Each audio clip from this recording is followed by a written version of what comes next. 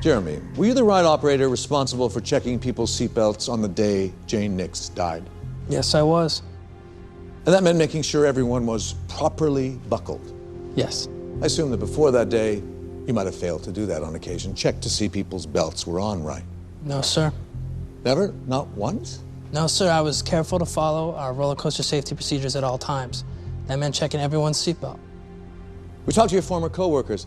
They said your safety training consisted of a 20-minute video you were supposed to watch on your first day of work. The person you were supposed to watch it with said you were talking on your cell phone the whole time. He also said that while on the job, you were more interested in girls than checking people's belts. Not only that, but that you often showed up to work drunk or high on drugs. Sir, I've never had a bad write-up the whole time I've worked at Roller Planet. Not one. Shocking, but not surprising. How often did you have a supervisor in the boarding station with you? How often? Let me help you. 5 minutes of every shift, isn't that right? So who would know if you were screwing around on the job? Sir, I know I checked that woman's seatbelt that day. Really? You know how many people boarded the ride during your shift that day? Thousands. Do you remember whether you checked their seatbelts too? It was what I did as a matter of course, sir. Sit down, Ron. As a matter of course. Now, who's coaching witnesses? I have the person who sat in front of Ms. Nix the day you killed her. Objection, Your Honor. You didn't check his seatbelt either. Mr. Trott. Now, you want to change your story? I said objection.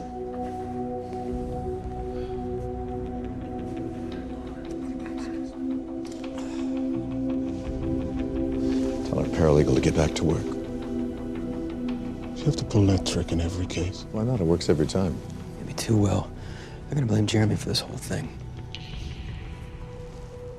Mr. Trott made a lot of good points. So we're clear. Did anyone from the company tell you it was okay to show up to work intoxicated? Or that it was okay to ignore the safety video? Or that it was okay to talk to girls instead of doing your job? No, sir. No one from the company said any of those things were okay. In fact, you were told expressly that all of those things were in direct violation of company policy. Yes, I was. It's in the employee handbook, isn't it? All fireable offenses. Correct. So, if you did any of those things, you did so on your own, unbeknownst to theme park management. That's right. In violation of the trust that the company and millions of families that visited that park put in you. Is that right, sir? Yeah.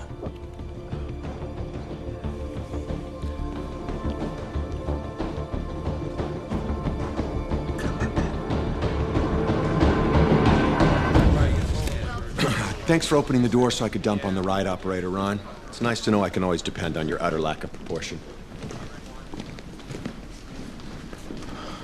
I went too far. You gave Lloyd an inch and he took a mile. And the jury now blames Jeremy and not the park for what happened. And as long as you keep trying this case, he's got the advantage. There's a reason you created this firm, Ron. We're a team. Why don't you use us?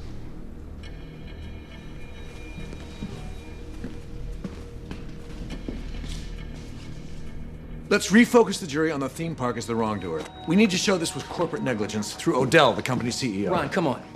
You don't want to cross this guy. He teaches other CEOs how to spin. Are you sure you want to give this guy a shot on selling himself to the jury?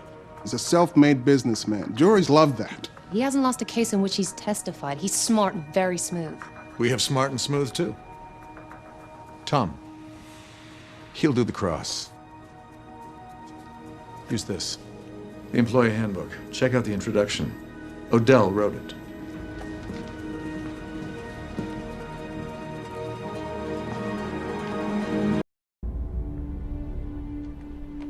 Your Honor, at this time, we would like to call Paganon Chief Executive Officer, Michael Odell. Mr. Odell, it says in your employee handbook that all of your employees make up the Paganon Corporation family. Let's talk about Jeremy Pierce. He's part of the corporate family too, right? To a point. To a point. Well, he's as much as part of the corporate family as you. I mean, if you can't hold the corporation liable for its employees' actions, who can you hold accountable, Mr. Odell?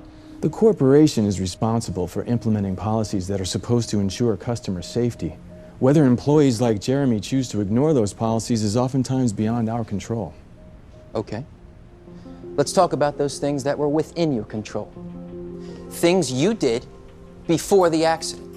As CEO, you mandated cost-cutting measures that resulted in the firing of hundreds of maintenance workers across all of your theme parks, isn't that right? They were people we didn't need. Really? This is the beam that Jane's head hit that day.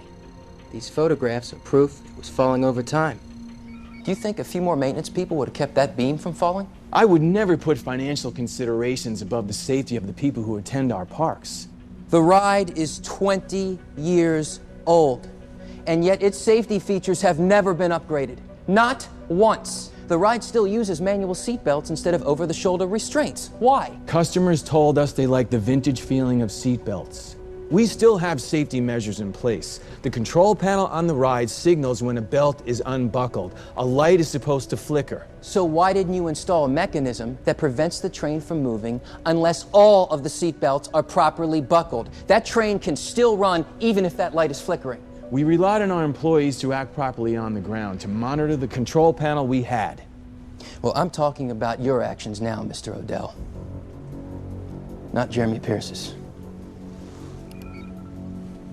This is the kind of control panel that prevents a train from running if it detects a seatbelt is unbuckled.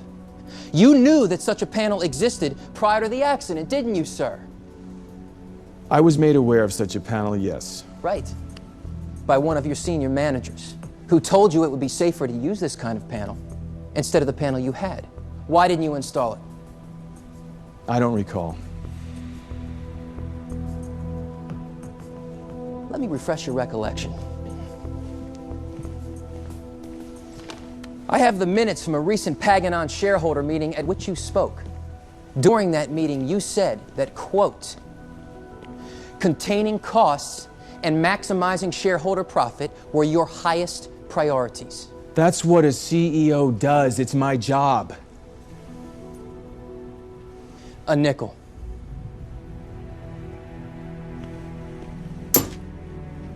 If you would have taken 5 cents worth of profit from every ticket sold between the hours of 9 a.m. and 2 p.m. on the day Jane Nix was killed, you could have paid for the installation of that control panel on the ride. A nickel! That's all it would have taken to prevent Jane's death. Instead, you used it to contain costs and maximize shareholder profit, didn't you, sir? You can keep the nickel, Mr. Odell.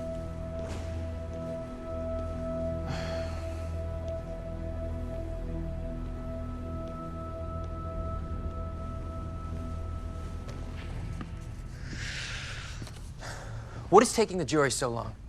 It was a complicated case. Yeah, we made it too complicated. If you two are just going to fret, please leave. You're killing the buzz I'm feeling from winning the case. What, are you planning for the victory party before we even get the verdict? How else are we going to make sure the jurors get their invites before leaving court? We're going to win this, Tom. I saw it in the jurors' eyes.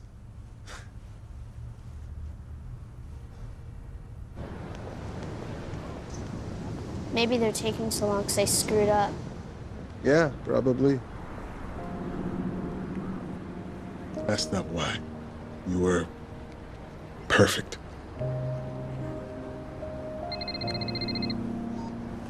Yeah. Okay. Jury's back.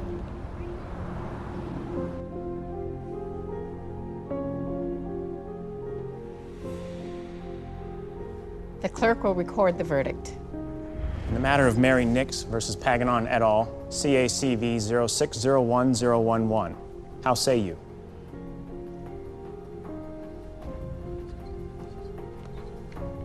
We, the jury, find for the plaintiff, Mary Nix, in the amount of $30 million.